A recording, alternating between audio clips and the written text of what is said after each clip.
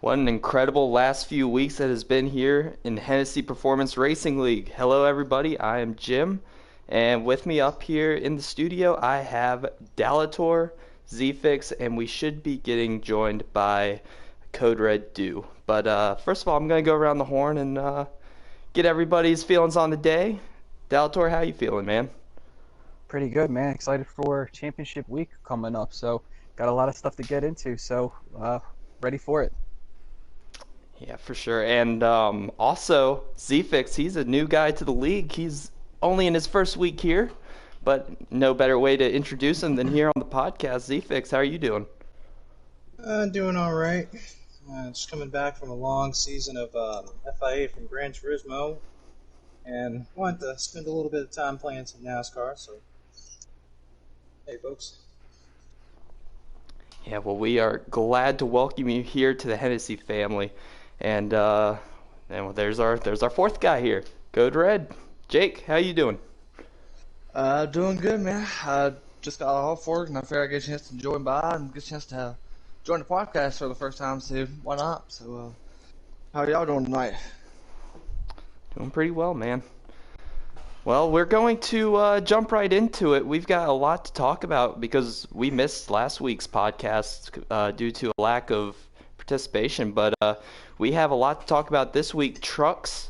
We had the Bristol race just last week, and it was intense. It was crazy, so we'll be reviewing that.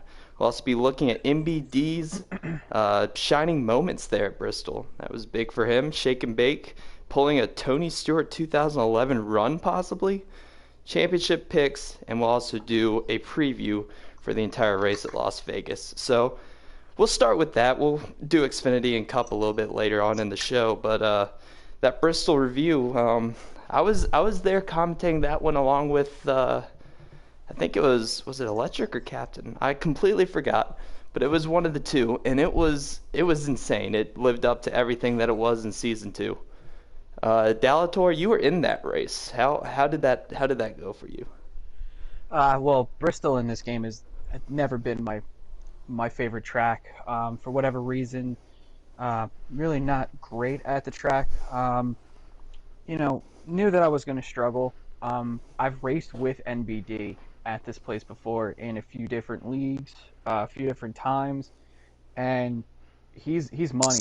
He's absolute money at this place. So I knew going into it that I was going to have an uphill battle, even though I was pretty decent on points. But yeah, I mean, I literally went into it knowing that I would be on the outside looking in. So I really didn't have too much pressure that I put on myself. If it would have happened, it would have happened. So not upset with the result. Kind of expected that, but he has shown a lot of improvement from previous seasons. So I'm glad that if I got beat by somebody to represent me in the Final Four, it would have been him. So I'm happy to see him in there. MBD was a very popular driver that night, and he almost had that win. He was dominant for most of the night and just got one of those cautions within a couple feet of the line that cost him the win.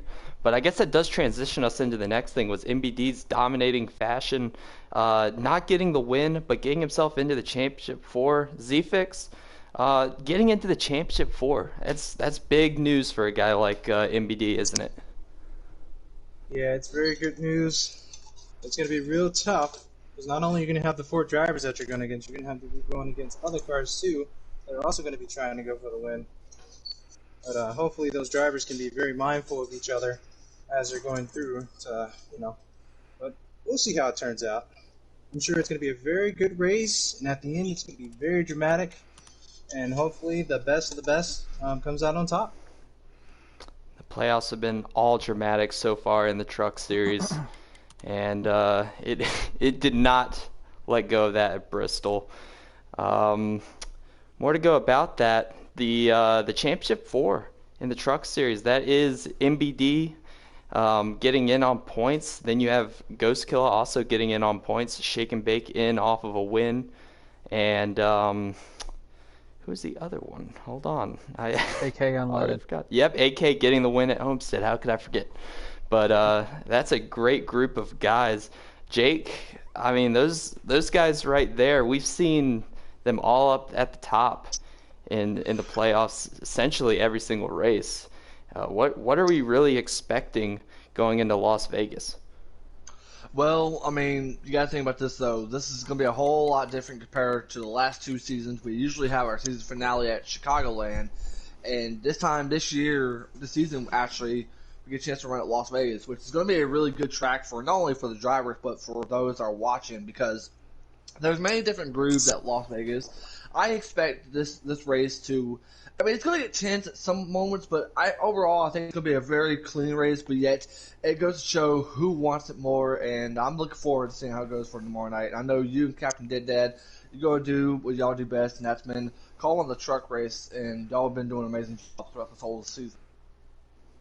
We appreciate that. It has been a great road commentating these races. Kind of unexpected. We had a couple races that were tough in the truck series. Dover, the finish at Dover coming to mind, and Darlington having a couple wrecks. But for the most part this season, it has been a really clean drive for all of these guys in the truck series. And I mean, I think I can speak for everyone in Hennessy that we're all proud of them and that they're putting on a great show, even down to the final race for the truck series in Hennessy on NASCAR Heat. But Daltor, I'm going to go to you on Las Vegas a little bit.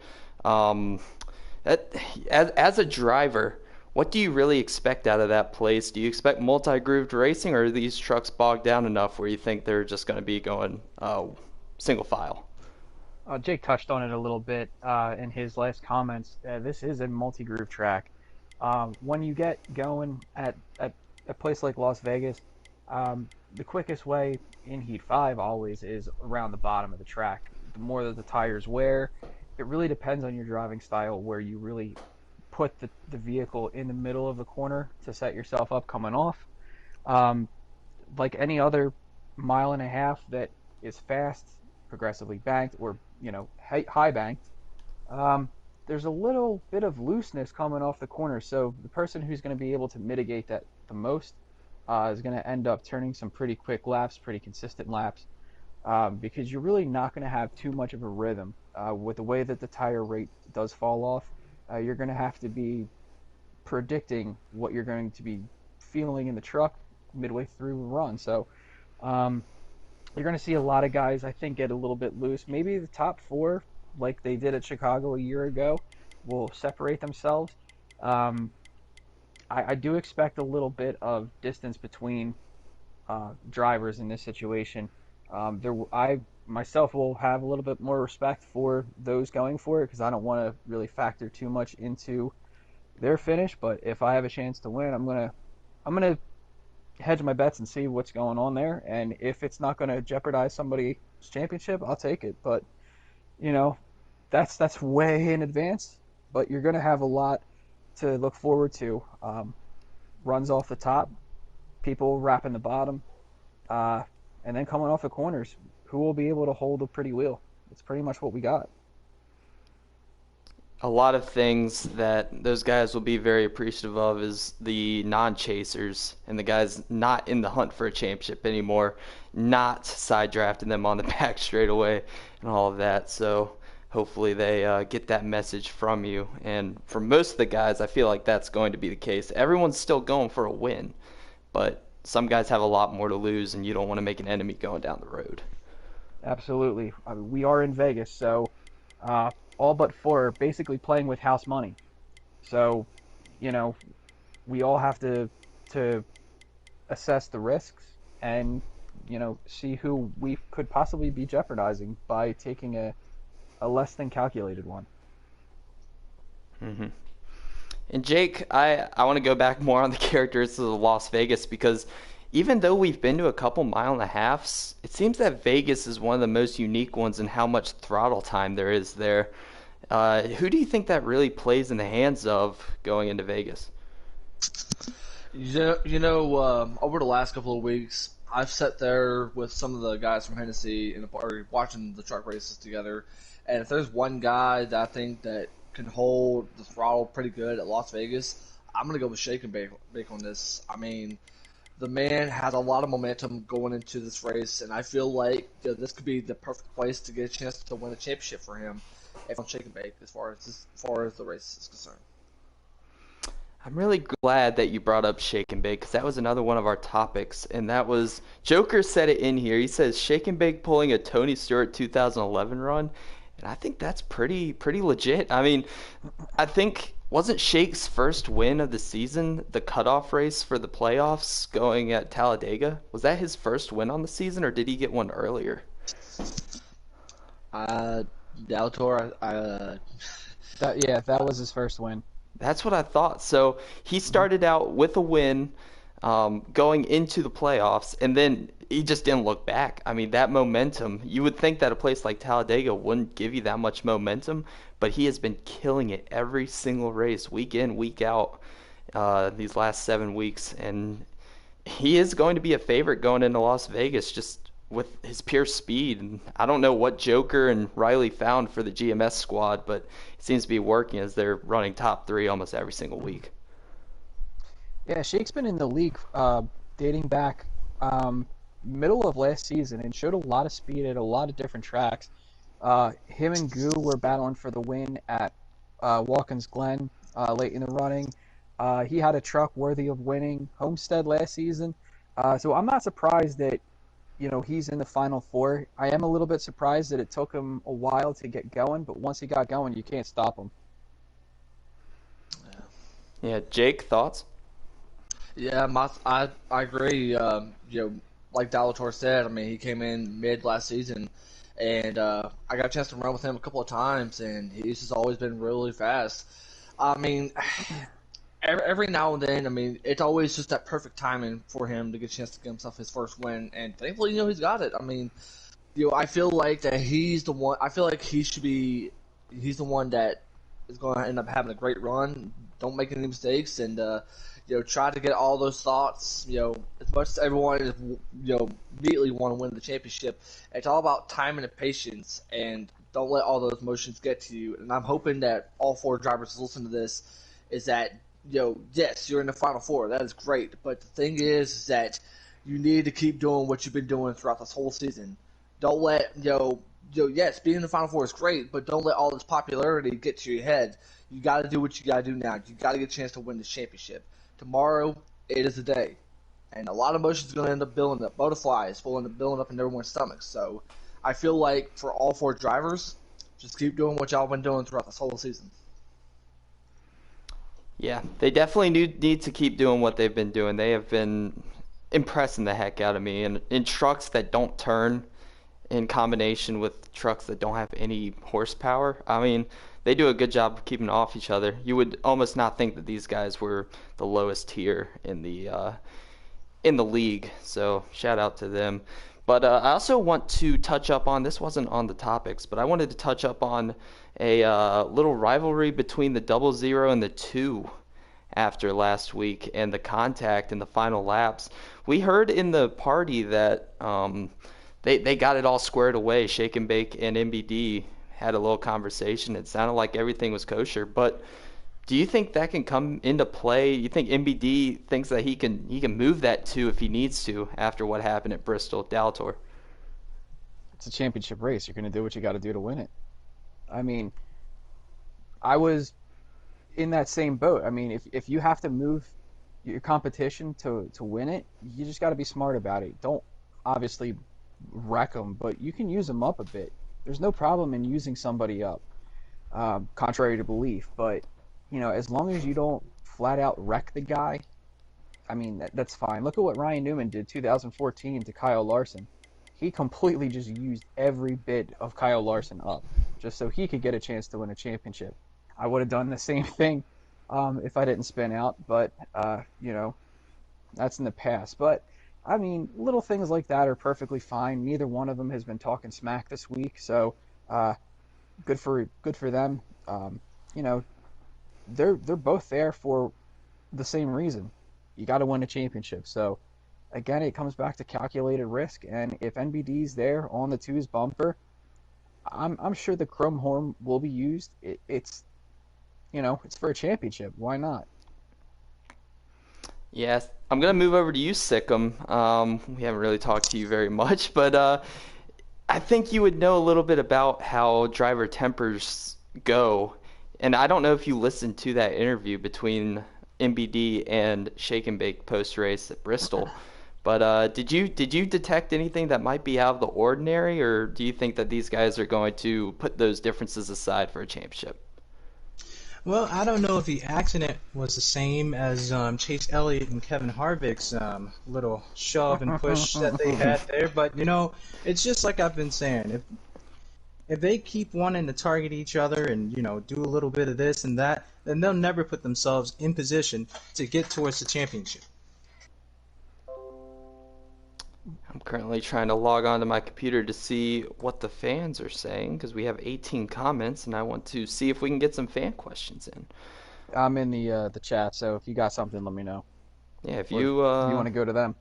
yeah, if anybody in the comments has any questions, we're about to wrap up our truck series portion of the podcast, but we'll end our part right here asking championship favorites. Who do you guys think is going to be taking home that trophy tomorrow night? I'm going to start with Jake. Who do you think? I've said this before. When we start talking about this, I'm easily going to go with Shake and Bake. He's the one I'm picking. He's the one I'm keeping an eye on for tomorrow night. Shake and Bake is a good one. He has been on a roll lately. Dalator, who are you thinking? It's so tough, man. I've run with these guys the entire season, and if there is a consistency about them, they're all consistent, and they're all consistently up front. So this is going to be a really, really difficult pick for me because I'm probably the guy who I believe is going to win the championship has like a 26% chance of winning the championship in my mind. It's that close. So watching the way he's raced all season, it's really, really difficult to pick against Shake and Bake. But I'm actually going to go with Ghost Killer. I feel like the way that he's able to handle a truck once it starts to, the tires start to deteriorate on them, I honestly think that he's going to be in a favorite. But I see here in the comments, MBD's calling a shot. He says he's winning tomorrow. Ooh, you love to hear it. And who might be hotter than him? I mean, he really was able to put the whooping on everybody at Bristol, other than the final, we'll call that a Mickey caution. So he might have the momentum on his side going into Las Vegas. But I'm going to agree with you, Dalator. I'm going to go with Ghost Kill. I think that he hasn't had a win in a while, and I think he's due for one, and it's going to be at the exact right time. I think he's going to get the win and the championship at Las Vegas. But we're going to turn it over to the comments section if anybody has any questions. If not, we will wrap this up and we will head into the Xfinity portion. I guess we can kind of go over what the Truck Series meant to y'all, because I know that Dalator has been racing trucks for the last two series on NASCAR Heat 5. What have the trucks really meant to you getting a chance to race for DGR? Dude, it's been a blast. I never ran a truck before I joined Hennessy, and with my schedule, I'm not even really able to practice too much or even at all. So I go into each race pretty cold, and then just try to work my way through the race and learn from everything that I'm seeing, with other drivers and not. But running once a week in the trucks has been, like I said, it's been a blast. They're so much fun to drive because they're so difficult to handle because they just plow. So the ability to really find that balance between corner entry and exit just makes it so much fun for me to drive against a bunch of guys. And trucks are always known for some beating and banging. I'm not afraid of a little bit of contact. Ask some people in the Discord about that. But that's racing. At least to me, it's always been that way. So it just reminds me of good old racing. So that's probably one of the reasons why I like it so much. It has been pretty incredible. Jake, have you seen any of the Truck Series over the last two seasons enough to give your forethought on this? Yeah. Crazy thing was that last season I was part of the playoffs until my work schedule. I ended up being eliminated. Um, this whole Truck Series has been incredible from last season and this season, and what really helped me got started was when I was racing for Penske last season, and I got my first ever win. I guess you could say it was a Mickey win to some people last season, but this year I'm really really proud of all of our Truck Series drivers. Delator, you as well. I know you've been busting your tail, but it's just kind of crazy the fact that you know after this season we'll end up seeing many new changes, but overall, I mean, no matter who wins tomorrow, I just want to say like all four of these guys deserve the credit for them to make it this far. That's my thoughts on everything. I agree wholeheartedly. And Sikkim, your thoughts? I honestly don't have any thoughts.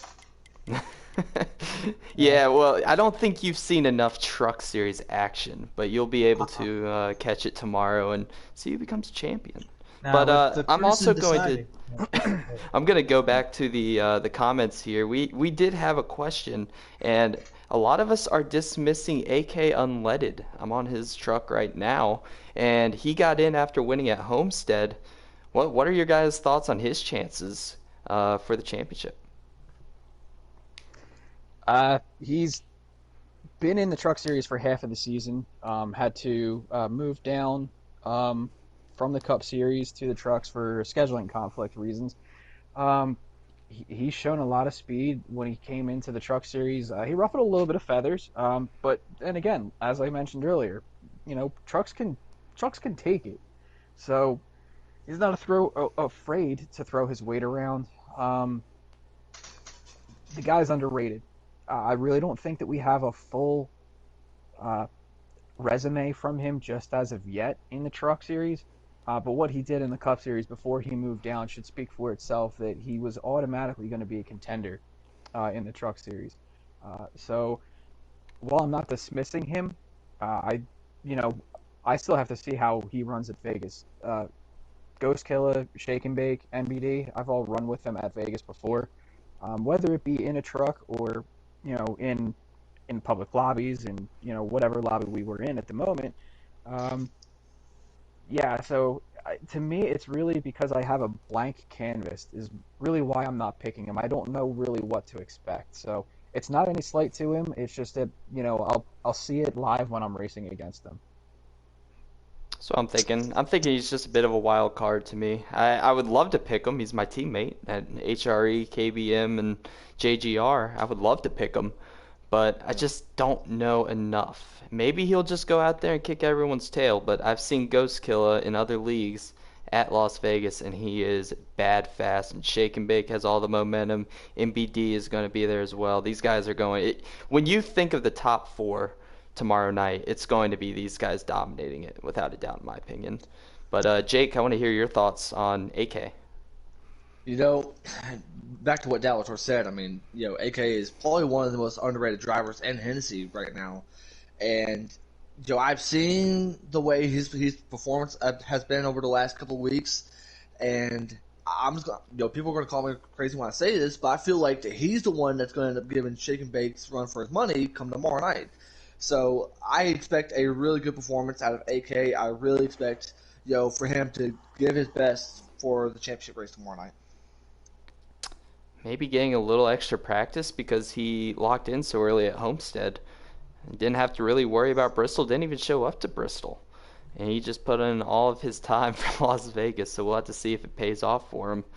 But I think that's going to do it for the Truck Series portion. But tomorrow night is the big event.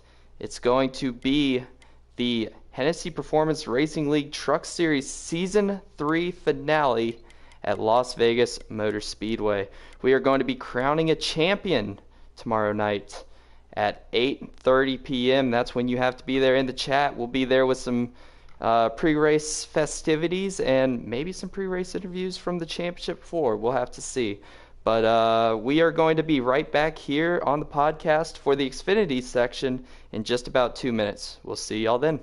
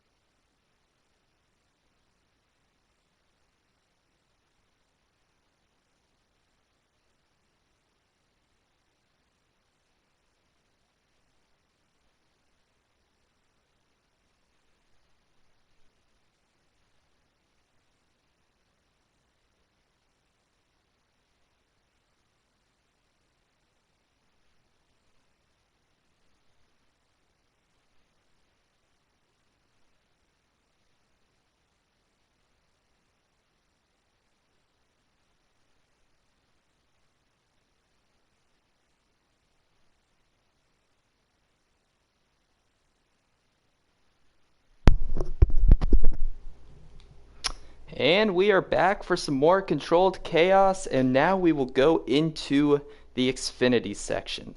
And we do have a little bit to do to catch up here.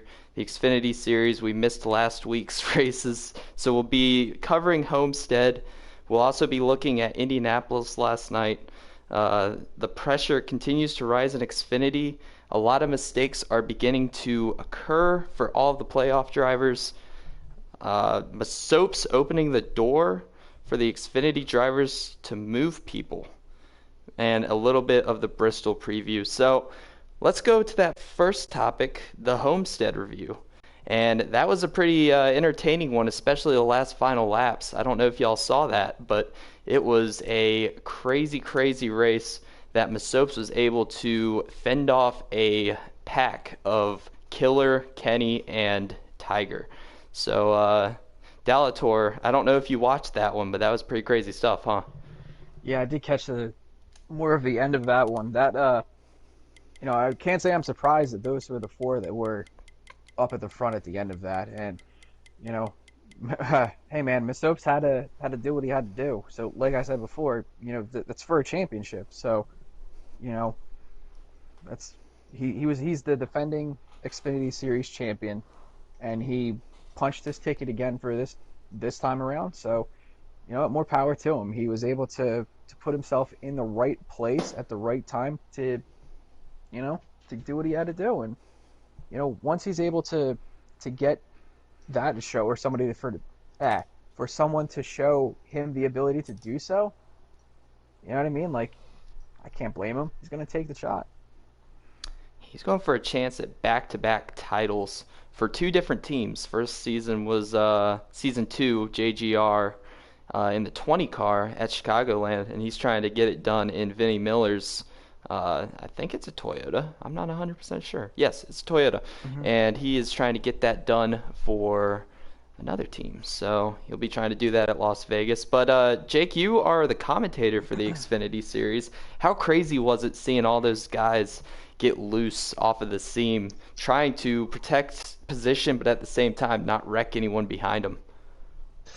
Oh man, that was probably one of the craziest races I've called recently with Brody. Masos had to do whatever it took for him to get a chance to go back to the championship for the second year in a row, and I was pretty much on the edge of my seat calling this race because it was like back and forth between Masopes, Kenny, Tiger, and Killer. He was fighting everything he could just to be able to get up to the top four.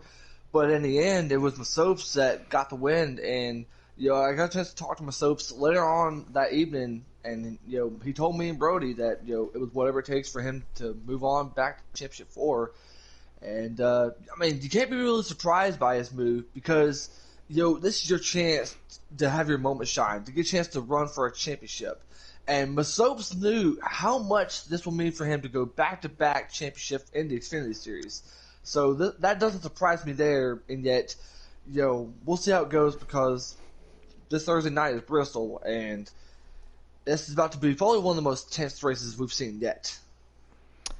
Yeah, well, one guy that doesn't have to worry about Bristol, it'd be Masopes. He's already locked himself into the championship 4, so even though he made some enemies there on the high banks of Homestead, he didn't jeopardize a chance at making the Final Four. He made sure to win that one. One other thing I wanted to point out in that race was, and Indianapolis, I just want to talk about JoJo a little bit. Like, what is happening to him? He seems to be really fast. He was almost dominant, in my opinion, at Homestead and had a really fast car at Indianapolis, but both races not getting good finishes. I don't know what is going on in that camp, but they're almost in I wouldn't say a must-win, but they're in a points problem right now for Bristol. He's about 14 to the good. So I don't want to say that he's in a must-win because he's still above Killer, Kenny, Electric, and Mo. Mo has gotta win to even have a shot. So, but as far as JoJo goes, whatever it is with these past two races, he just lost that horseshoe that he's had. you can have one bad race in a round of three, but you really can't have two. He was able to be lucky enough to have a cushion by being the regular season points champion, I believe. If he wasn't, he was second in points coming into the playoffs. So he had a pretty decent buffer with his wins and the points buffer that he accrued. Um, but yeah, the pitting incident at Homestead, which he hit an invisible wall, and that while he ran out of gas, and Indianapolis at the end of that was just a crapshoot. It's such a tight racetrack, and with everybody trying to go for the take and showing no give, that's sometimes you're the bat, sometimes you're the ball, and unfortunately, in JoJo's situation, he's 0 for 2 in this round when it comes to luck. He is. He started the round before Homestead, 18 points above the cut, and then it increased after that. He was 28 points above the cut after Masopsa's win, but after Indianapolis, only 14 above, so that getting cut right in half.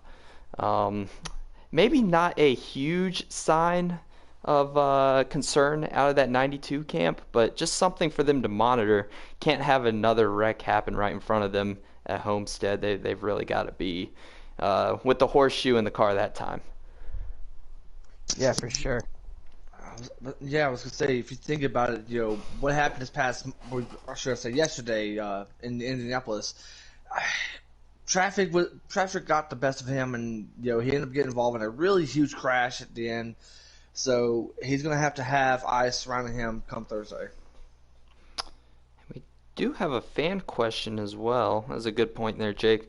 But fan question underneath fourth, and I'm looking at the points right now. So the point standings as they sit, Masopes advanced, Tiger advanced with his win at Indianapolis, JoJo 14 above, Killer 2 points above, but Kenny is 2 points below, Electric is 13 points below, and Mo Doodle is 97 points below. So he's a definite must win. You're right. But is that 2 points? Is that before or after Kenny's penalty there, Daltor?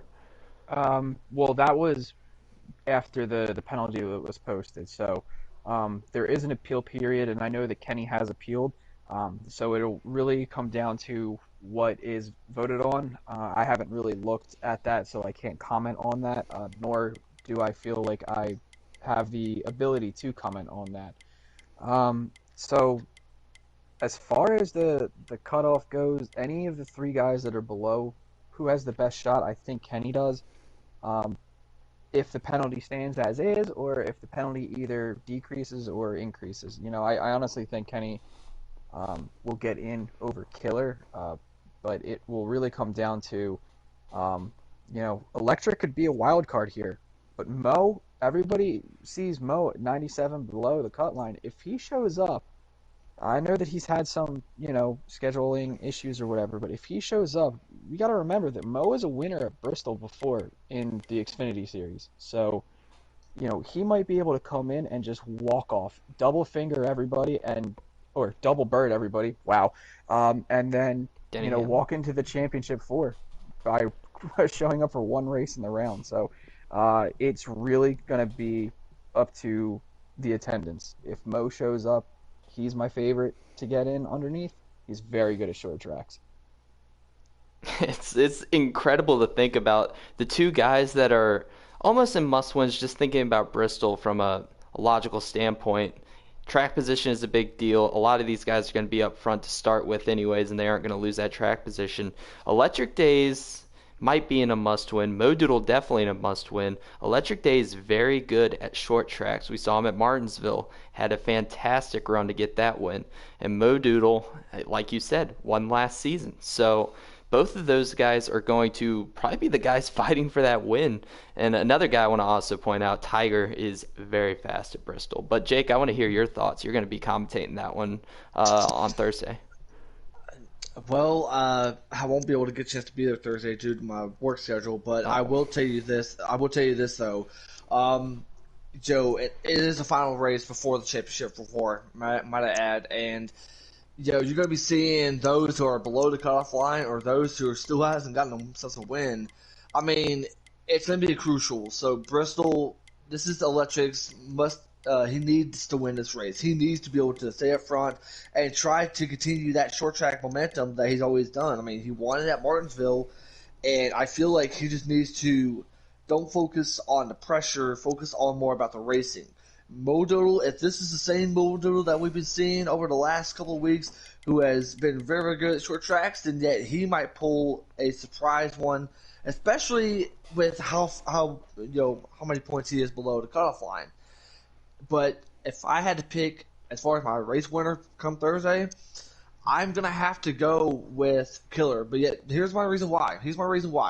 It's because over the last two races at Homestead and at Indianapolis, Killer has always been up there with the top five. He's got a chance to get those wins, but yet there's been some situations for him where it's not been very, very good. I feel like this Thursday night it will be a huge win for Killer and for him to move on to the Final Four. Killer's been there sniffing for the lead and those wins. He was there for Homestead, got hit by Masopes on accident, on purpose. We will never know. I think it was on accident. But between that and then what happened yesterday with his teammate, Rich Gang, at Indianapolis, he had a chance to win that one as well. So he has come on at the right time. I don't know how fast he is at Bristol, but I do remember him in the Truck Series at Bristol last season, almost won that race. So another guy to keep your eye on is Killer in that 10 Nutrient Ag Solutions Chevrolet Camaro. He will be very fast tomorrow. Yeah, definitely do agree. Agree with you on that one, man. But I'm going to also move over. Sorry to cut you off there, Jake. But I had a question earlier, and it was from Sharp. He wanted to ask, do you think that Bristol is going to be tame, or do you think Bristol is going to be a wreck fest? Jake, I'm going to start with you on this one. Is it for both series, or just for the Cup Series or the Xfinity Series?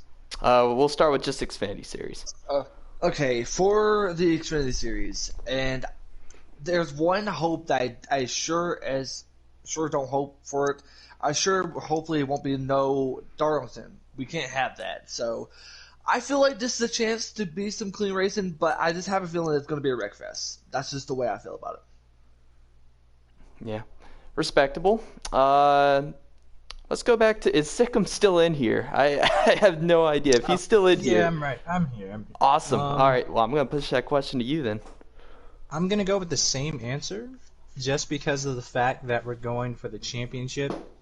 And not only is it the four drivers, but it's also the other drivers that you have to watch out for. As, you know, because some of them might not be as courteous as others would, you know, to the other championship drivers. So I do believe that it's going to be very chaotic. You know, maybe not at the beginning, but, you know, towards the end of the race more. That there might be a lot of pushing and shoving, you know, because everybody's trying to go for the win, especially the championship drivers. Delator? I mean, Bristol Trucks was pretty clean up until the end. There's going to be a lot of guys that are, you know, going to be going for it. Everybody who's in the playoffs right now for the Xfinity Series is all won this year, so they know that they can do it. They're all aggressive. They know what they need to do it. I do think that there will be a few cautions outside of the stages, and I think that there's going to be more cautions towards the end of the race than at the beginning. So yeah, it's going to be a drama-filled race, but that's why Bristol's the cutoff. So it'll come down to who's going to be able to restart in the right lane and avoid the final bit of contact, really. So, and that's not just for the win; that's for, you know, transferring. So it'll get crazy towards the end of the stages. It's going to get crazy towards the end of the race. So if you can get yourself in the right position to start, I think on the outside line, to be honest with you. So if you're on that outside line, I think that you've got a better shot of getting yourself a better finish. But, you know, it's really going to come down to what's the pack allow you to do. Because if you're caught up in it, you know, you're going to have to fix some damage, and that might ruin your track position. So It's going to be wild. It's going to be chaotic, but it's going to be fun. Always going to be fun. And I do agree with you. I think that more cautions are going to happen at the end because the intensity ramps up once you realize that your playoff spot is more and more in danger as the race goes on. You can't rely on, waiting for stage 2 and getting stage points. Once it's that stage 3, you're going to have people bumping each other. And I already know a lot of guys that want to return some favors on some other guys. So that one will be interesting. The Xfinity Series, not to rag on them, they have been the one that has had the most contact out of the 3 series. So we will be keeping our eye out on that. And I'm just interested to see Electric Days. He's made a lot of enemies since Charlotte, since Martinsville. He's made a lot of enemies. He's a great driver, but he is going to have to be blazing fast to the point where people can't get to his bumper if he wants a chance to move on and get into that next round, the championship round of the playoffs. Yeah, Electric's going to be on his John, that's for sure. I definitely do see Electric Joe using his bumper and make sure he gets up to the front. All right. Well, I think that is. Oh, wait. I did have one more fan question. So, your boy Coca-Cola asks, should Hayes Clay be in the playoffs? I'm imagining that's hypothetical. Like, if he was able to make all of the races, if he could make the playoffs. And to that, I would answer absolutely yes. He has been up front at pretty much every racetrack other than some of the road courses. He has been on top of it. When he's able to make the races, he's been up there. And he almost wanted Daytona to get in anyways. But Dalator, what are you thinking? I haven't really seen too much of it. I do know that when I commentate the Xfinity series, that he has been up front. Yeah, it's just been an attendance thing. But it's really hard to say in hindsight if he would have been able to get this far or not. Um, you know, I really don't have too much experience in it. Jake may have a little bit more than I do as far as, is Clay a race completer? Can he put together a perfect or a good stage 1, a good stage 2, and then finish it off with a good stage 3? So, Jake, what do you think about that? That's actually a really good question. We talked about the non-playoff drivers, and easily, you look at Hayes Clay. He's always been up there with the top 5. I mean, he would make sure he's not involved with the playoff drivers.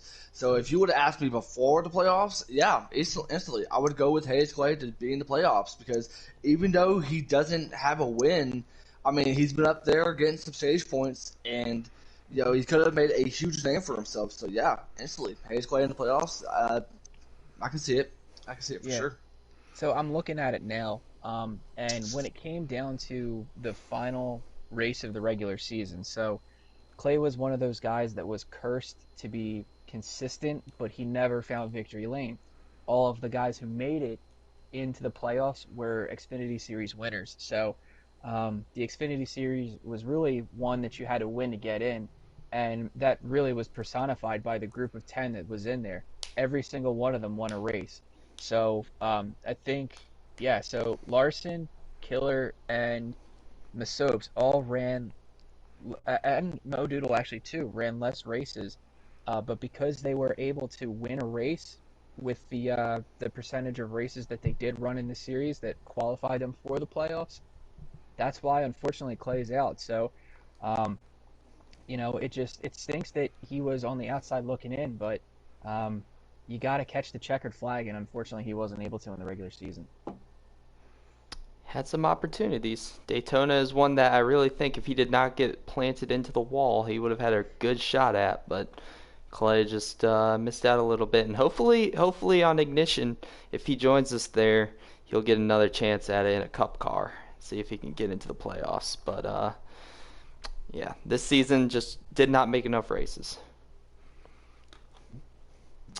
All right. Well, I'm looking through the comments and just read some of these. Ethan says, so this is Shake and Bake. He says Bristol sucks with a wheel in his opinion. Anyone in here with a wheel? No, but NBD will contest that. MBD has a wheel. Oh, MBD is ungodly with a wheel at Bristol. Yeah, I think a wheel is actually an advantage. I mean, the fact that you can get off the corner and actually correct it a little bit, a little micro correction without steering it straight into the fence. Hmm. The guys on controller don't have that luxury. They have to kind of just slide out of the corners.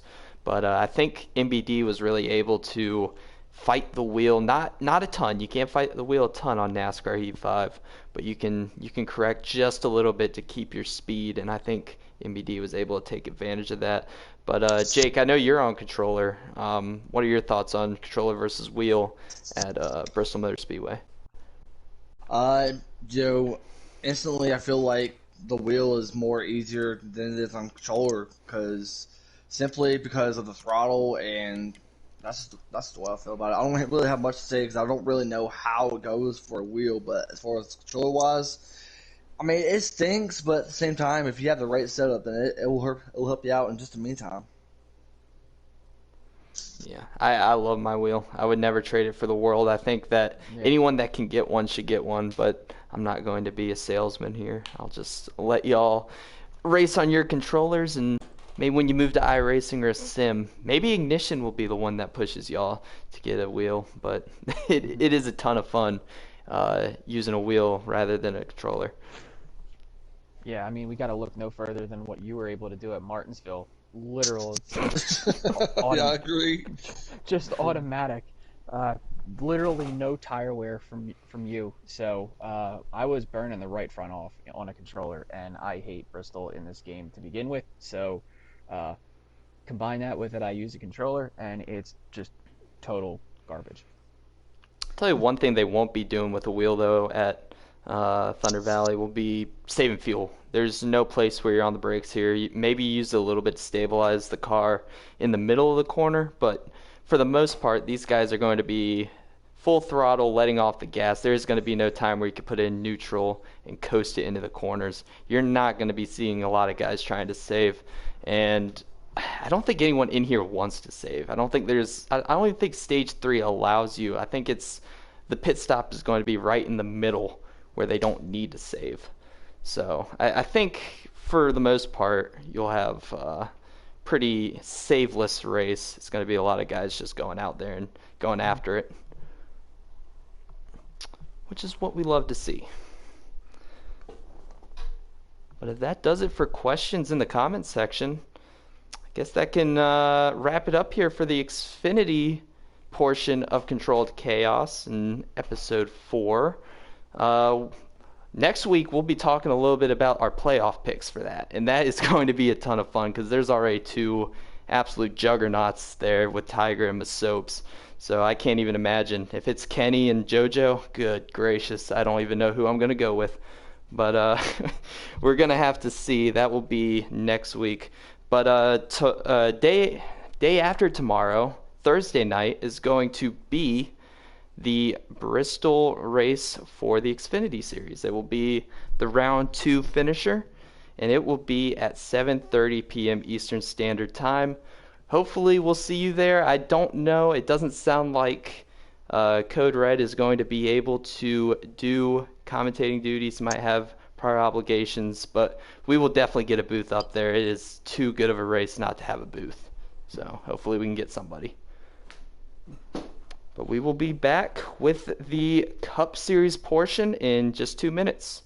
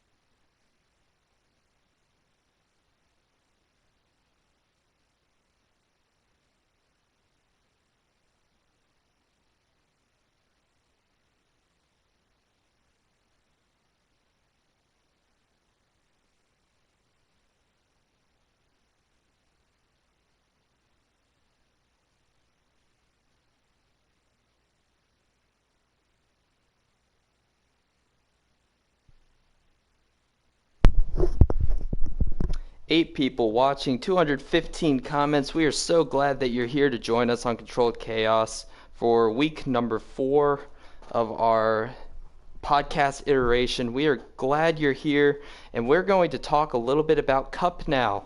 The Cup Series. We missed last week's Homestead race, so we'll talk a little bit about that, review it. The shock winner of Nobes getting that win. And then we'll also talk a little bit about Indianapolis and everything that transpired in Indiana. And we will also talk about Heredia getting that win and making it SHR 1-2 in the championship for Cup. A little preview on Bristol. And, of course, we have to talk a little bit. Riley has been so good here in the past. Can he have one last send-off at Bristol for Season 4, Season 3? But let's go first to that Homestead review. That was a crazy one. It was basically Nobes all the way though. He won the pole and was up front all race. So kind of go through what Nobes was able to do there, Jake. Yes, definitely. Nobes just had a really fast car, and he had some tough competition with not only his teammate and Heredia, but he also got to think about always Joker. Joker had a really solid run at Homestead, and at the end it was Nose who became the first one to make his mark into the Final Four. And you gotta wonder what's going through his mind, because this is redemption for him. Because last season, he was in the Final Four, and then he ended up getting lagged out. That ruined his chances of winning the championship.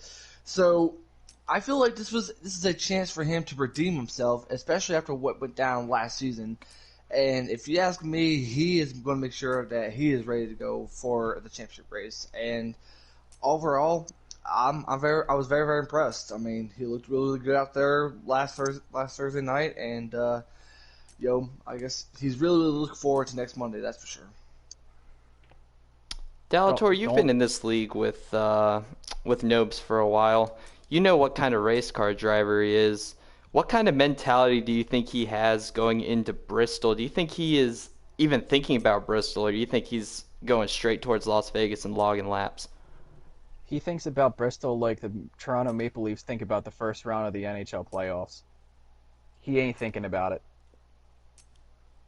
There's no way he thinks about it. He's looking far ahead. He's just going to run a complete race at Bristol, but he's looking beyond. I've got a feeling he's looking beyond. I mean, like Jake said, this is his redemption story. He had a shot at Chicagoland last year, but yeah, it did not surprise me to see him win Homestead.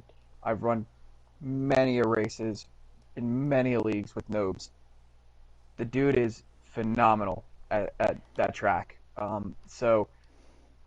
I mean, Vegas is a sister track to Homestead when it comes to the banking and the corners, but he's going to be tough to beat. That's for sure. I agree. I think he's actually one of the biggest dark horses, like even going into the playoffs. I remember Nobes from last season. I remember how he did at Auto Club, fending off everybody for that win.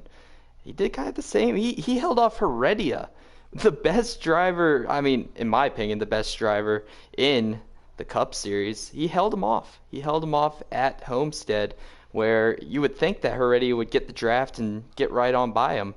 But Nobes held him off, and it was impressive to see, even though I was all the way back there in 7th, couldn't see him. Watching it back on the stream, it was impressive to see. Yeah, when it comes down to crunch time, he's one of those guys that shines.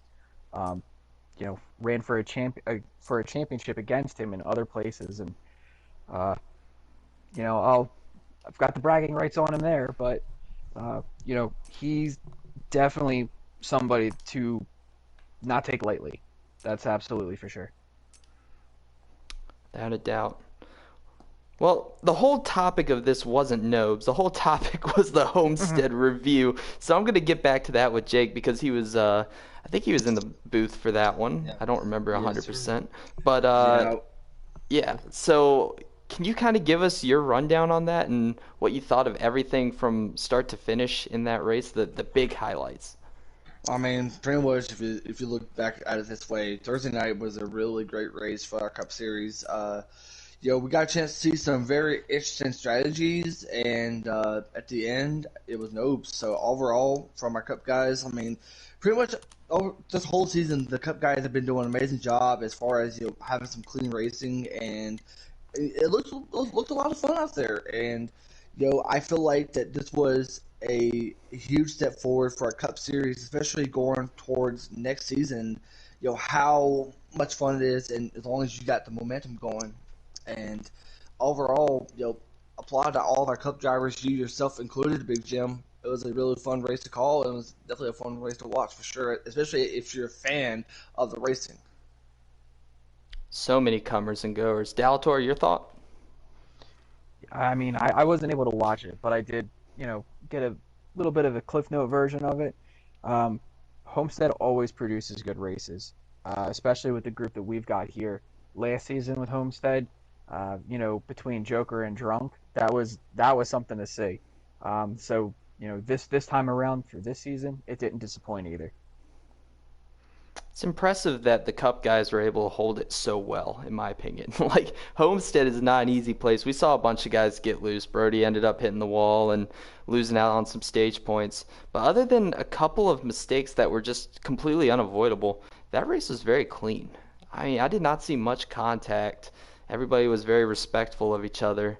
And it really paid off in terms of the racing quality. I think one of the more difficult tracks to do that, Homestead. It's a testament to how good the Cup Series is. That's for sure. But moving on from Homestead, let's shift our focus towards the Indianapolis review. And I think that was Jackson who's in the comments section. He was the one broadcasting that with Tiger. But if you guys were able to watch that one back, what were your thoughts, especially with Heredia able to hold off Sharp there at the end? That was a really good battle. Sharp was coming. If it wasn't for that nasty, nasty apron down at the bottom of turn three, I think Sharp was going to set him up going into turn one for a pass and try to complete that through the short shoot into turn two. Um, that was going to be where I feel like he would have made the move, but um, he was really tough to catch, and you could see that Sharp was just like chipping away and chipping away and chipping away. But once he finally got right there, he set him up just perfect. But he just overdrove turn three, which ended his chances of winning that one. So unfortunately, that's a big bummer for him. But Heredia just had ice in his veins and just I would think he turned off his rearview mirror and just started focusing solely out what's at the front, because there was no change in the way he drove that at all. You watch back, you watch back Heredia's stream, and you just see how focused he was. He was still lighthearted about it. He was pumping his chest after he was able to hold off myself and Sharp using the outside line. That's not easy to do at Indianapolis, by the way. And he mastered it to perfection. He was able to keep that lead and ultimately lock himself into Las Vegas. But Jake, your thoughts for Indianapolis and especially Heredia? I feel like that was a really solid performance from Sharp. I mean, he had a chance to be able to battle against, last season's Cup champion. And, like Daltor said, unfortunately, it was the apron that costed him. And for as long as I've known Heredia, in these types of situations, Heredia is just so incredible. What if it's being under pressure? He knows the situation. He knows what it's like to be up front, get a chance to battle against someone, especially for a spot to be in the Final Four. So that did not surprise me at all, not one bit, especially with Heredia God. And overall, I think that this was his chance to be able to move on to the Final Four. I feel like that he ran really solid, clean, and as far as throwing away the rearview mirror instantly, because I wouldn't want to know who's right behind me. I would just go ahead and just keep on focused on leading the race and then all the way up there till the end. And that's exactly what Heredia did. You also have to think too that there's a pretty huge discrepancy between Heredia and the cut line. So he was 47 points above the cut line going into Indy. Yeah. So he had to have an awful, abysmal race for it to really go wrong. So he would, I would think that he was going to lock himself in on points if he didn't win, but it's not very often that you see somebody use the outside line to make a pass at Indianapolis. I don't think that I've ever really seen the outside line be used to complete a pass for a win at Indianapolis in a video game or in real life since Jeff Gordon did it in 2014. It's extremely hard to do the way that they have that track set up. Heredia is very, very good at any track where it requires you to just be in beast mode, essentially. I mean, just be on top of it, hit your line, not worry about the guy behind you. Heredia almost never makes mistakes, and that really paid dividends at Indianapolis, paid dividends at a bunch of different tracks this season. But the one that matters the most as of right now was Indianapolis, locking himself into the championship four. So congrats to him. But I want to also talk a little bit because I was surprised. I remember Allen in Gnarl being kind of fast at Indianapolis, and he was kind of a no-show yesterday. So Delator, was there any reason for that? I think you're his teammate, correct?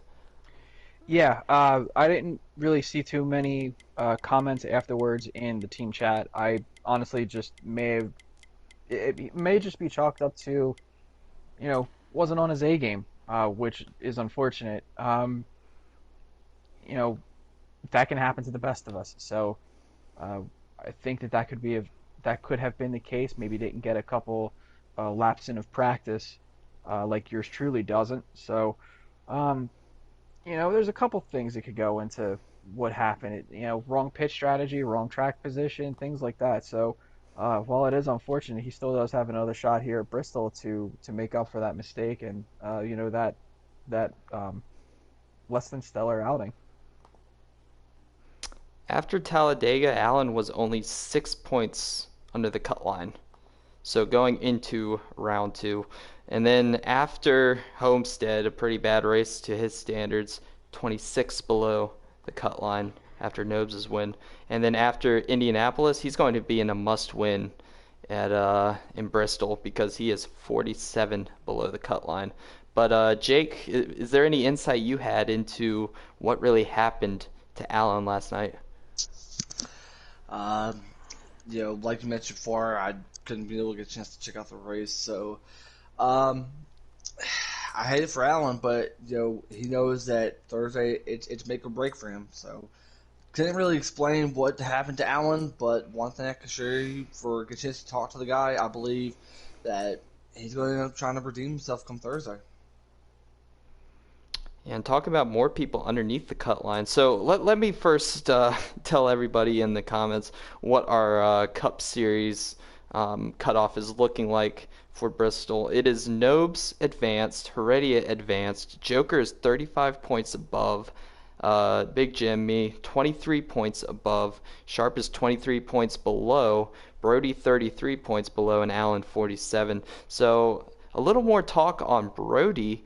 He was up there a little bit, Indianapolis, and was up there at Homestead, but both races just seemed to lose out on points at very crucial times. So, Delator, what was really going on with that 42? Lack of concentration or just bad luck? Bad luck. Again, it kind of like JoJo's situation, wrong place at the wrong time, really. Um, and that's uncharacteristic of Brody. Typically, he's one of those ones that is always up at the front, top five. This season, though, has been a little bit different from seasons past. Wins came a little bit later than they came this year. I mean, last year, excuse me. Um, but yeah, that's still the same Brody, the same, you know, outlook for each race. He's going to be a force to be reckoned with, though, at Bristol, because that's another one of his places I think that he's going to shine. Um, when it comes to guys that really are good at searching around for, grip, for speed, he's always one of the first ones to find it and to benefit from it. So I don't think he's out. He's even said he's like, I'm in a must win position pretty much, and he's looking forward to Bristol. He's going to put on a show, that's for sure. So Dalator, you remember season 2 Bristol, right? You remember that finish because that was one of the first ever Cup races I had the privilege of broadcasting with you, and it was Hmm. incredible. I remember Yeah. it was Heredia door to door with the 42 going into turn 3, and somehow, some way, Heredia was able to pull it off. So without a doubt, Brody has a shot at winning Bristol. It's going to be a bigger field, but if he can get a good qualifying position and keep his track position, that 42, don't count him out. He's 32 or 33 points below the cut line. Might be in a must win at this point, but he could win very likely. Jake, what are your thoughts on that? You know, if for as long as I've known Brody, I mean, this is not his first time to get a chance to be under pressure like he is. I mean, we've seen him having to work his tail off last season to get into the Final Four, and yet, he's telling himself, what do I got to do to make it to the Final Four in back-to-back seasons? Well, Bristol is one of his best tracks. It's one of his favorite tracks, might I add. So come Thursday, you're going to be seeing the Brody that we've all been waiting to see. He's going to end up making a huge impact for him to get a chance to earn a spot into the Final Four. I already know that I'm going to be sweating to try to get as many points as I can on Joker because I'm horrified at the thought of Brody, Sharp, or Allen, all those guys exceptional at Bristol Motor Speedway. I will be working very hard to try to beat Joker anytime I can. But Brody and Sharp. Sharp is very fast at Bristol too, and Gnarl, he was extremely fast. But Dalator, do you know anything about Sharp's speed at at Bristol? I don't. I know a little bit about Joker speed at Bristol. I know it's not one of his favorite places. So maybe catching Joker may be something that you're able to do, man. But as far as Sharp goes, he shows speed anywhere he goes. I was watching a little bit of his stream last year at Phoenix in the Xfinity series. He was really fast there. Before some pit road issues, you know, the game unfortunately decided for him if he was going to make it or not. I'll stand by that decision. But it's a short track. It's got not a lot of throttle time in the corners, and I feel like that suits his style. So if he is going to move on, he's going to have a good showing here, and I think that that's something he's going to be able to get to obtain. Yeah. Jake, your thoughts? Uh, I definitely do agree. As far as Sharp's situation, I mean, I feel like with him, this is he can run consistent laps at Bristol, but one thing that's focusing on my mind when it comes to Thursday is there's two spots opening. That's two spots left for the Final Four.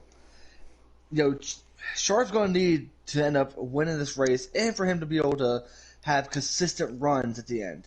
I mean, it's going to come down between you, Brody, Sharp, and I believe Allen as well. So I mean, think about those guys who are trying to be able to compete for the Final Four. So I expect something really good out of Sharp come Thursday. Yeah, Joker actually in the in the chat said Sharp did not say he was feeling confident going into Bristol, but he might have a few things he can try. And I have seen, because he's a controller driver and Joker's a controller driver, Heredia is one of the guys I see on a controller that's exceptional at Bristol. Very rare because it's so hard to control it on a long run. Same with Hmm. Martinsville. But Joker, I think that Sharp will be good on short runs. He is one of the best in the league on a short run, so are you. But on a long run, it's going to be all Heredia, Brody. Phew, I don't even know. There's a bunch of guys. Allen also has a wheel. He'll be good there. Um, but yeah, I think it will be a tale of two different races from the beginning of a stage to the end. But Daltor, I want to hear your thoughts on that. Is there going to be any discrepancy between two parts of a stage?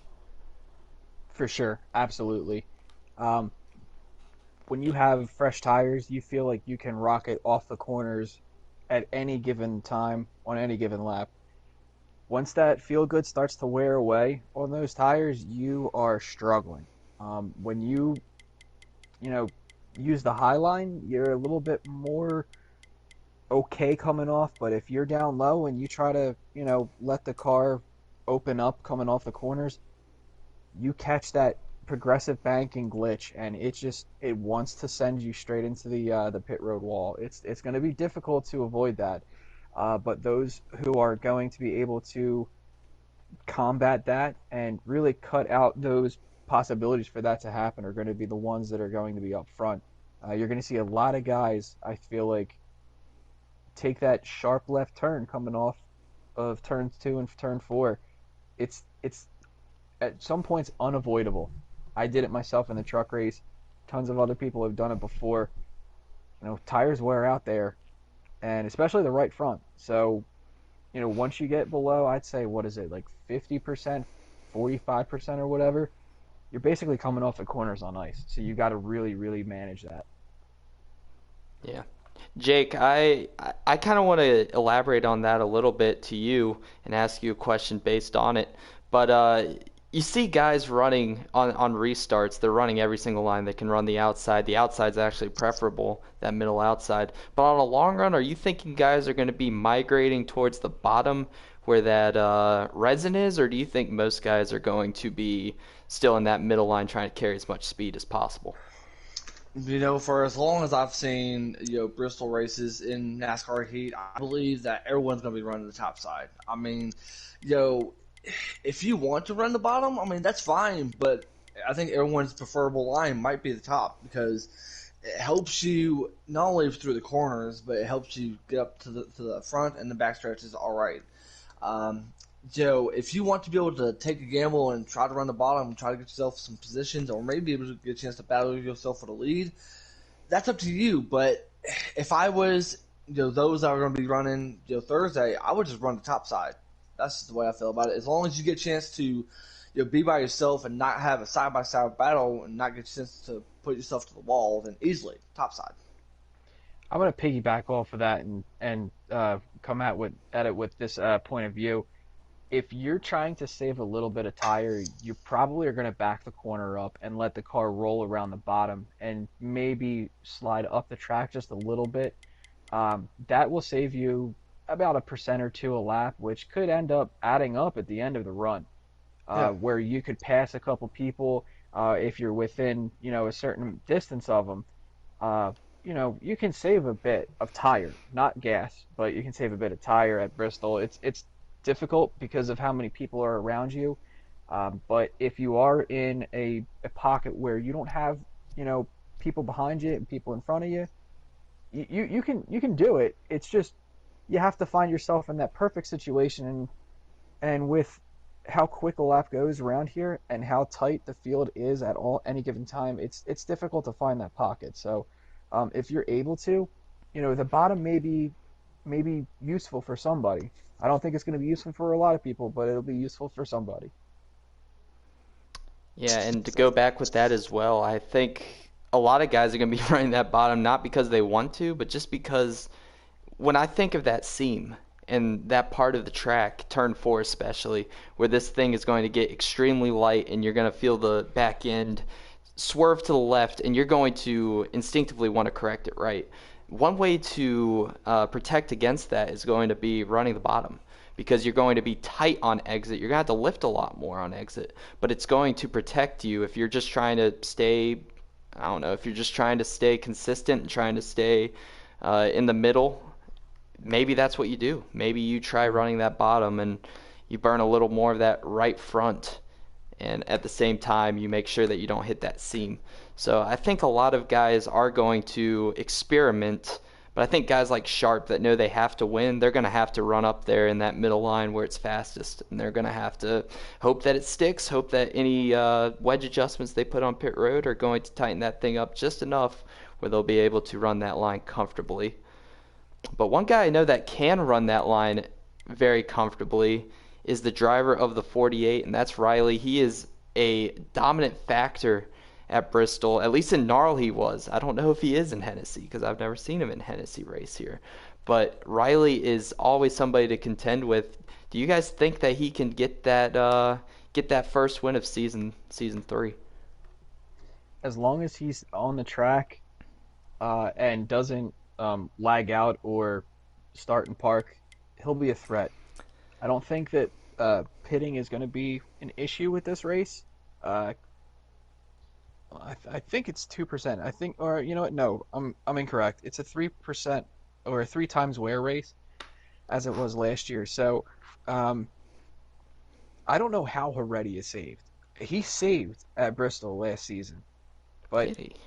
Riley is somebody that if it comes down to just flat out sheer setup, sheer speed, he'll be up there. He's always top 3 here. Yeah, Jake, your thoughts? No, no. Is this towards Riley or to Sharp?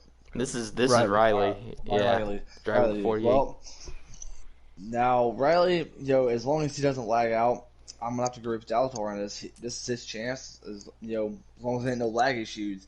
Because you guys got to think about this though. He is He is our season 1 Cup champion, and he knows what it's like to be in these types of situations. So overall, if things go in his plan, I'm easily going to be keeping my eye on Riley be watching it from the sideline. Keep an eye on Riley for his chances of moving on to the Final Four. I believe this. I mean, Bristol is one of his best tracks, and he's gonna have to make it for him to be able to move on. Well, he's out of the playoffs, Jake. Yeah, Unfortunately, he's not able Riley to. got Oh, yeah, eliminated sorry. after Sorry, round it's been a while. It's been a while. You see how well I pay attention, so my apologies. No, we don't blame you. But he's still, I mean, nothing would make him happier than a win. Ever since he's changed his name from Riley or from Ubi to to Riley, it feels like there's been a curse on him. But he is still going to be looking for that first win of season 3 here in the Hennessy Performance Racing League Cup Series. So we'll be keeping an eye on him. I think he'll be fast. If Gnarl is any indication, he is dynamite at Bristol Motor Speedway. So I'll keep my eye on him. But that's going to lead us into our final topic of the night, and that is going to be race picks and overall championship 4 picks for the Cup Series after Bristol. So, Jake, I'm going to start with you. Who do you think is going to be winning the race at Bristol, and who do you think is going to be moving on to Vegas? Instantly, I've been thinking about this since last night. To win the race at Bristol, I'm going to go with Brody on this one. Brody, well, I feel like that this is his chance to be able to redeem himself after a struggling past 2 races. And as far as my Final Four, I mean, I feel like that this could be a chance to see last season's Final Four. It was Nobes, it was Brody, Heredia, and Joker. And as far as my final 2 picks, that's who I want to see. Is both Brody and Joker. Those are my picks to be in the Final Four. Yep. Daltor, you? Brody's going to call his shot. This is, bottom of the 9th, 3 balls, 2 strikes. It's literally down to the final pitch for him. I think he swings for the fences and hits a walk-off. I really do. Whether or not he's had as much practice this season as he had last season still remains to be seen. But, you just don't unlearn a track. And, he's money here as well. So, knowing the pressure that he's in, he's one of the more smarter guys. He's one of the more, respectable guys on the track. He's not going to do too many aggressive things. If he's just going to beat you straight up on pure speed. But, I think that this is his moment, and he's built for this. So, as far as the 2 that get in to join the SHR teammates, it's difficult. I'm going to pick Brody to win the race, get into the Final Four, but I honestly have Joker out. I don't see Joker having that great of a race. He's good on the short runs, but this is a long run kind of race. And unlike the Xfinity Series, I don't see the Cup Series having too many cautions late in a run. So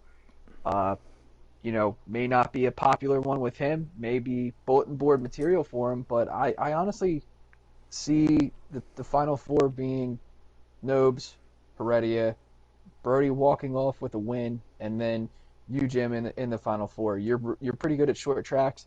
I think if there is one piece of kryptonite for Joker, Bristol is just kryptonite. Yeah, I would agree. He last season he struggled pretty mightily there, but who knows? Maybe he's putting in some more practice and will show us that we're all wrong here. But I'm gonna give my race winner. I think it's gonna be Tiger NASCAR because he's unbelievably fit. No, I'm kidding. I'm going to go. I'm gonna go with. Oh man, it scares me thinking Brody's going to win, but I think it's going to be another classic Heredia versus Brody battle on the high banks of Bristol. So I'm going to say this time it's going to be again Heredia getting the win. I think Heredia is just. I don't know what he found here, but you said it yourself, Daltor. He was able to save last season in a 3 times wear race. He was able to win that race with holding off Brody, which is pretty incredible. So I think he's going to be able to hold off, and that is going to unfortunately block Brody from making the championship 4. And I think everybody that's above the cut line right now is going to be moving on to Las Vegas. I think it's going to be, of course, Nobes and Heredia already advancing. Heredia with 2 wins, Nobes with 1. And then Joker will also be there, and myself. I think that will be your 4. But I'm telling you, if you gave Tiger a freaking Cup car and you allowed him to race at Bristol, you guys would be amazed at what speed he has there. It scares me a little bit how fast he is. And hopefully I can watch back some of that tape and see what Tiger did, because he was just I don't know how, but in ERS was incredibly fast. I do want to one final thought on that. Season 2, there was a pretty decent battle with Brody and Heredia at multiple tracks. Season 3, Darlington was a reflection of Season 2 Darlington. Heredia won Season 2 Darlington. Brody won Season 3 Darlington. Brody and Heredia battled Season 2 Bristol. Season 3 Bristol, look, the shoe's on the other foot this time. And Brody is already 1-0 in those 2 battles that they had last year. So, I honestly think, you're saying that he's going to block him from making it. When it comes to Heredia, I think that if there is one person that Brody will pull the bump and run on, because he knows there's not going to be any hard feelings, it's going to be Heredia. Because Heredia just loves the challenge. So does Brody. So those 2 have a really nice friendly rivalry between each other, and they bring the best out of each other. I think Brody goes 2 for 2 this year after going 0 for 2 last year. Be an incredible story, wouldn't it? Those 2 have been going nose to nose, tail to nose it seems like every single race that you would expect to be like a grinded out skill track, other than the road courses. I think of course Darlington, like you already said, and Bristol. Those 2 tracks right there, almost like the Crown Jewel races that don't get the respect they deserve. But it's just Brody and Heredia are on a different level at the tracks that take a lot of grit, in my opinion. But if there's any questions, sounds like Joker had one a while ago. He says, "How is Jim feeling heading into Bristol?" I embrace the challenge. How is Jim? Yeah, how is Jim feeling heading into Bristol? Yeah, that's a good question. I embrace the challenge. I've never been. This is one of the tracks that I love in real life, and I love where it is geographically. I would love to be good here, but I've just never found the speed. I've always been 5th place speed in Gnarl, in ERS. It doesn't matter where. I just kind of get my doors blown off. So I'm going to watch back a lot of tape. I'm going to watch what Tiger did, of course. And I'm going to try to get better because I like this racetrack. I don't like it on a long run when I'm snapping loose everywhere, even with a wheel. But I'm going to give it my best shot, and I know that the only thing I have is kind of like Indianapolis. I gotta hope that Brody doesn't win. I had to hope that Sharp didn't win at Indianapolis, and I have to hope that Brody doesn't get the win. But I will try all I can, everything I got in me, to get one for JGR and move on to Las Vegas. Well, good luck to you, man. 'Cause it's going to be difficult. It's going to be a pretty interesting night of racing between the Xfinity Series and the Cup Series. We've got storylines all abound, so good luck to you. Good luck to the Xfinity guys who are going to be vying for another Final Four spot too. Absolutely. And I forgot all about.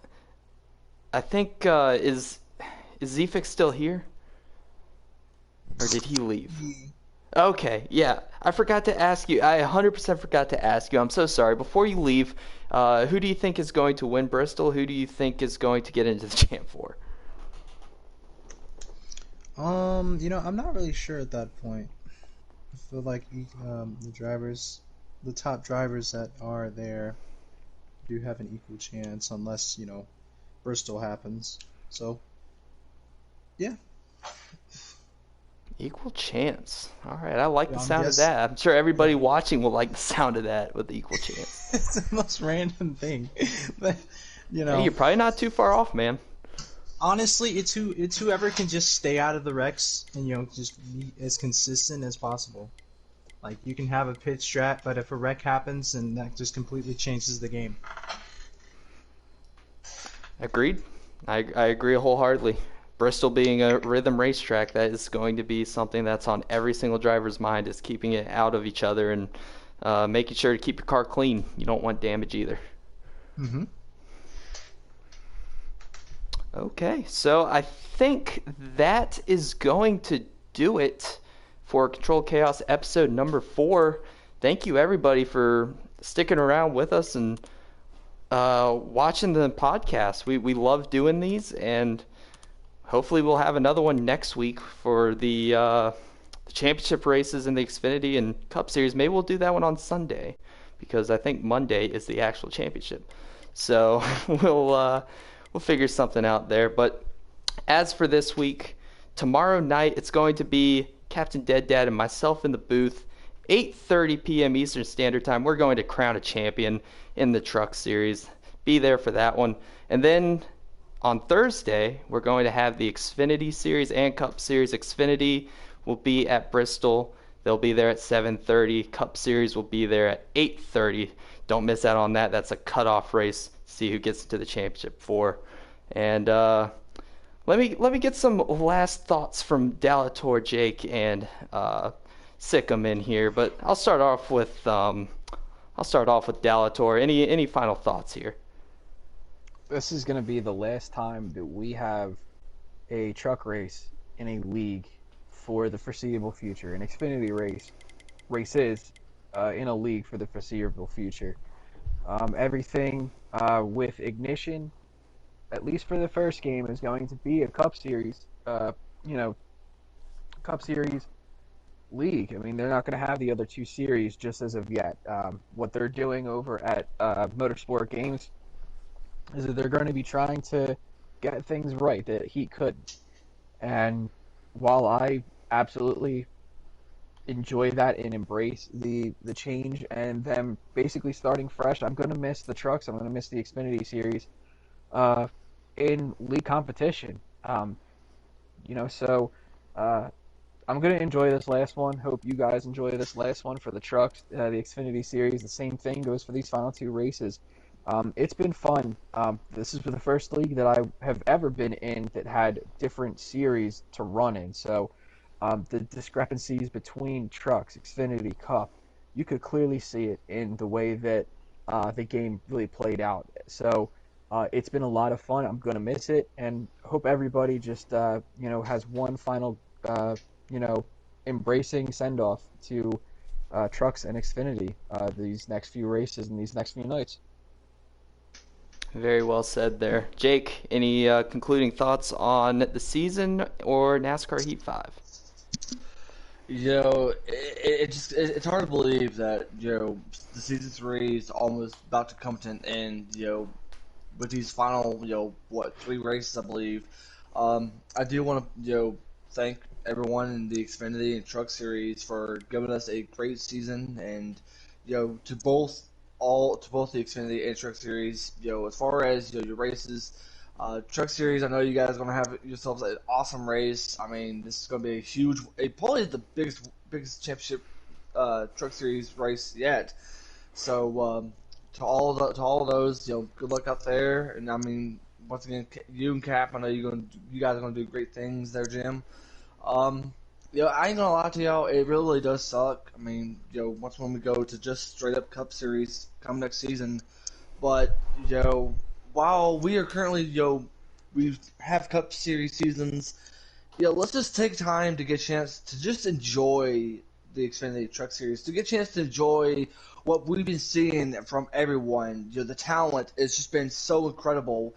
Either if it's someone who has always been finishing last or has been competing for a championship. Either way, though, I just want to say thank you to all the talent who has busted their rear ends for making this a awesome season for both Truck Series and the Xfinity Series. And look forward to the final remaining Xfinity Series and Truck Series. Have a great one tomorrow. Well said as well. And I'm not going to make Sikkim say anything because he's only been here for a week, but I want to say something to him. I want to say thank you for joining us on the podcast. We appreciate it a ton. We're glad you were able to get up here and introduce yourself, and we look forward to racing with you in the next couple of years, man. Well, yeah, that sounds very great. I hope that, I put an impression on people in my first race. I do have a driver here who wanted me to be a so-called crew chief for them. So if you would like to check that out, then my Twitch is my PSN name. I'll try to get in there and spectate to help them out a bit. But other than that, I consider NASCAR in the NASCAR Heat community for Heat 5 to be basically just an upgraded version of Heat 4. The NASCAR Heat community to as you saw all the problems with that game, switch up into. But now you have this game, which is ending. And, if you see the timelines between the Heat games, it's usually about a year before another one comes out. So we are wondering what Ignition's going to be like. I'm hoping it's going to be really good because I heard that they're going to be using R-Factor physics, which is kind of a bias, which a game I've never played before, but I just hope it's going to be a really great game, and I hope you guys will enjoy it as well. I think everybody's looking forward to it, and I guess I'll give my concluding thoughts as well on NASCAR Heat 5 and NASCAR Heat franchise. I truly, as much as we like to make fun of this game, it has given us a lot of great moments. It has been a source of entertainment for us every single night. And even though we've had our shortcomings with it, we're very glad that there's a new company and a whole new engine for NASCAR Ignition. I've made so many great friends over NASCAR Heat and joining all these different leagues. So I owe a lot of my friendships on PSN to this franchise and this developer. So I am eternally grateful for that. Thank you, 704 Games. Thank you, NASCAR Heat. And, on to Ignition. Hopefully after this season, we have a couple more races, but after this season, it'll be on to Ignition. On to greener pastures. On to greener pastures, yep. All right, well, that's going to do it. Again, 8:30 p.m. Eastern Time tomorrow night. Truck Series action, the finale at Las Vegas, and Thursday, Xfinity Cup finale, or not finales, excuse me, those are not the finales. It is the round 2 finale at Bristol, 7:30 and 8:30 respectively. So for Jim up here in the booth, Dalator, Jake, and Sikkim, thank you for joining us, and we will see you next time.